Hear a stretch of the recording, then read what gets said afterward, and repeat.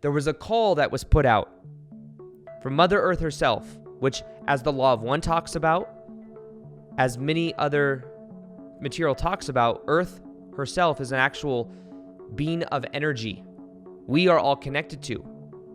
At the greatest level, we're all connected. We're all one consciousness. And what was happening is we were literally destroying Mother Gaia. Welcome back to another episode on Into the Vortex with Aaron Doughty. For those of you that don't know, we recently changed the name to Into the Vortex. It's the last time we're ever changing the name. I've been rebranding a whole bunch of stuff I'm doing right now, and that's it. It's Into the Vortex, which I think is very synchronous because I live in Sedona, Arizona, which has a whole bunch of vortexes. Vortexes represent high vibrational energy, and the whole entire intention of the podcast and all the content I create is to help you raise your vibration. So Into the Vortex with Aaron Doughty is it. It's your place to go to listen to high vibe information to elevate your level of consciousness. That's the intention, at least. And in this episode, we're going to be talking about the Mayans and 2021. We're going to be talking about what I think will happen in 2021 moving forward. I'm also going to be cross-referencing like 3 or 4 different philosophies and books that confirm what I'm about to share with you, because I know some of it will sound kind of out there to some of you. But I believe right now we're going through a shift in consciousness on the planet. Energetically, literally, in very powerful ways. And I think the Mayans knew about this. The Mayans were astrologers and astronomers, and they were able to see these different time vortices and these different time cycles. And they knew that this was a time when everything collapsed. The time literally collapsed, and now anything can happen. And this is what a lot of other ancient civilization talked about, this literally moving into a new era. I think it's called Kali Yuga, the age of Aquarius, whatever we want to call it. Now is one of the most exciting times to be alive ever on the planet. And as I record this, we are getting ready to move into 2021. And I think it is more important than ever for us to raise our vibration. You know, one thing that Bashar said recently, I had a session with Bashar with my buddy Victor at the beginning of the year, and he said there's many different timelines that exist. Parallel realities that exist. And as time goes on, these parallel realities are going to be splitting. And the idea is to get on the parallel reality you want, which means being the energy you want. Because as time goes on, it's kind of like train tracks that we're together that begin to veer off. And you want to make sure that you're on the timeline you want, because if you're not, as time goes on, it's going to get further and further for you to hop train tracks. And eventually you're just going to, that's the idea, is that we want to be on the train track that we really prefer to be in. Now, with that philosophy and me understanding, you know, life is honestly, I know there's a lot of craziness in the world, but life can really continue to get better for you if you're on that energy stream. And you realize a lot of the fear, a lot of the stuff being projected out in the world has an agenda. And even though some of the stuff is actually happening, there's people actually getting sick and all of this stuff, realize that a lot of it is being even more accentuated to keep you in fear, to keep you afraid, and to increase your belief that you can even get this. And, you know, belief has a very powerful effect on our immune system. And if we're in fear, guess what? Our immune system is even weaker. And it's important to be aware of all of this. But the main thing that I think we can do is to raise our vibration. And that's why if you're listening to this right now, then the very first 21 days of 2021, we're going to be doing the 21-day Raise Your Vibration Challenge, which is where me and thousands of other people are going to be going through this process together, where we create a container where we raise our vibration. There's 21 lessons, and with these lessons there's homework where you do, and you're held accountable for it by posting in a High Vibe Tribe Facebook group, and you'll have access to this High Vibe Tribe for life. There's people all over the world, many people that actually meet up and are friends now. And so if you felt like you've been missing like a High Vibe Tribe and you want to be a part of that, if you want to go through a process for letting go, not just YouTube videos, but a process for letting go of the past, letting go of attachment, letting go, I teach you step by step how to do that. And we go through this process of letting go together to really let go of the pain and craziness of 2020, to wire in the highest vibrational versions of us. So it's 21 days to a new higher vibrational you. And you can join right now. It's one of the last days to join. That's when I'll have this episode go up. You can join. Go to aarondoughty.com/21days or raiseyourvibrationchallenge.com or click the link below. Join the 21-day Raise Your Vibration Challenge for the first 21 days of 2021. We're going to be going through it together. There's some awesome bonuses that you get there as well, but registration is closing soon. So if you want to join, now is the time. Wire in that high vibrational you. And I'm excited to get started with that. I'll be going live at periodic points as well throughout the 21 days. And the lessons, the accountability. It's a challenge, challenging you to become the best you. And the last one we had, you can go check the page. There's many testimonials from people. I didn't even have to ask for testimonials. People just like, this is the most powerful thing I've ever done, stuff like that. I'm not trying to be cocky about this. I'm just saying that when you go through a process and you challenge yourself, there's magic that happens. And watch and listen to the videos that are in that, and you'll see what's possible for you. They're authentic. They're real people that had profound results, and you can have the same. And you can check that out by going to aarondoughty.com, AARONDOUGHTY.com/21 days, 21 DAYS. And you can join now. It's one of the last days to join. So with that being said, we're going to get the rest of this episode. I talk about the Mayans. I talk about Peru. I talk about Ascension in 2012. I talk about what's really happening, I think, in 2021, the potential, I think, of the energy we're going to be feeling. I talk about the sun and how the sun is changing our consciousness. I talk about the Dolores Canyon material. We get into it. We go deep. So I'm out almost an hour-long episode, and I'm super excited to get into it with you. So with that being said, let's get into another episode of Into the Vortex with Aaron Doughty right meow.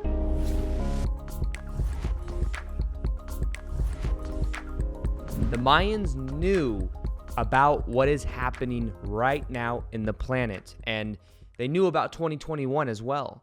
In general, this time frame that we are in, we are going through a similar process that the Mayans went through many, many years ago. And what the Mayans were really good at is they were really good at studying astronomy and astrology, and that's why they have the Mayan calendars. And what they were able to do is map these different time vortices, these different time cycles, and they were able to see that at this time we're in right now, this is where a big pivot happens. This is where a big shift in energy happens. And they knew about this, and that's why their calendars, that's why this is something that normally we feel, and there's a lot of hype around when it comes to the Mayans. I remember back in even 2012, there were many people that believed that 2012 was literally like the ending of the world, like almost like some type of rapture or something. And if you've listened to some of my earlier episodes, I talk about how both my buddy Victor Otto and I were in a similar camp with this. We were very ungrounded, went through a spiritual awakening, and we were convinced that we were all, as a collective, going to be moving into a higher state of consciousness. But the challenge was we thought, because we were so spiritually ungrounded, and there were actually millions of people in the world that believed the same thing, but believed that it was an actual physical thing, like one day it's going to be moving into a higher state of consciousness, and then you look around and it's like we're all in like 5D or something like that. And what we didn't realize at the time, many of us, I think, is this is actually more of a metaphor of the energy of what was really happening. We really are moving into a new era of energy. But in this episode, I want to explain to you some of the different facets of what I believe is going to happen in 2021 and what the Mayans believed was going to happen in 2021. I feel a deep connection to the Mayans. Let me just kind of say that as well. I've spent a month last year in Tulum, Mexico. I've always, the Mayan ruins that is on the beach in Mexico, before I even knew what it was, there's an old iPad. I have a new iPad now, but I have an old iPad that I had from I don't even know when the iPad came out, but like 10 years. I still have it. It's not here right now. But I still even have, it's in Vegas, but it still has the same photo that has been the background for like 10 years now. And the photo, I never knew what it was. I just felt gravitationally pulled into it. It was the photo of the Mayan ruins on the beach in Tulum, Mexico. I never knew what it was. I just felt connected to it. Then what happened is last year I traveled for a month, lived there for a month, and I just felt such a calling there. I felt such a connection there, and I didn't really understand it. But then I remembered the wallpaper, and when I saw the ruins, I was like, holy shit, this is the same wallpaper that's been on my iPad that I felt so connected to. And then there were different synchronicities where there may be past life connections there, or parallel, whatever we call those, And I just felt such a connection to Mexico. I'm going to get into this in a little bit, but felt such a connection to Machu Picchu, Peru. Even in the room I sleep in, there's literally, I feel very at home with this huge like canvas of Machu Picchu. I've never been there yet, but I feel such a connection to it, and I never really knew why. But I'm gonna kind of explain the whole connections that I've been making recently. However, one of those connections is I was actually recently in Costa Rica doing plant medicine. And, I did 2 nights of Aya, 1 day of what's called Wachuma or San Pedro, which is like my favorite medicine. It's a San Pedro cactus, and we do it in a very shamanistic, ceremony. It's like literally a 12-hour day, and it was like one of the most magical days of my life. And it was in Costa Rica, where it's legal and all that stuff. And doing it, I didn't understand why I felt such a connection to Machu Picchu, but then it made sense because the Huachumero, the guy that served the medicine, spent 10 to 15 years studying with the tribes and the people in Peru to do what he does. And in that moment, I realized that I also had a connection to Huachuma or San Pedro and that of Machu Picchu. So for me, there's I think a lot of people as well that went through and believed maybe we were going to ascend in 2012. I think a lot of those people may actually have parallel connections. All time exists now, but we all have parallel connections to different time streams, I think. And in the Mayan civilization, maybe many of us have a connection there, because I definitely feel a deep connection or reflection to that of the Mayan civilization, and then also Machu Picchu and the people of Peru. And even though I haven't been to Peru yet, I know that when I go, it'll be very, very spiritually activating for me, I guess I could say. But in general, when we talk about what is happening right now on the planet, we are shifting into a higher state of consciousness. And this is also something that was talked about in the Law of One material. So the Law of One are channeled books from that from the 80s. And they are some of the most profound channeled material of all time. There's 5 different books, and it's a physicist that's asking questions, and the answers are coming through his wife, who is the one channeling the information. I know to many of you that might sound very esoteric, but with a lot of channeled information, what I recommend is you read it, you listen to it, and you see if it resonates. Not necessarily that you have to believe the whole story, like, is this really the whole entire dynamic of it coming through a person, but does the information resonate with your heart, not just your mind? And that's been a powerful way of kind of discerning between some of this, because I think in the physical reality that we're in, there's the way that we communicate or the way that we connect to higher consciousness in the earlier stages of human consciousness shifting, which is what we're going through right now, is it literally comes through the people. And that's one of the first ways of contact before then it moves into different avenues to where maybe it comes through, or maybe one day we have face-to-face contact with ETs or something like that.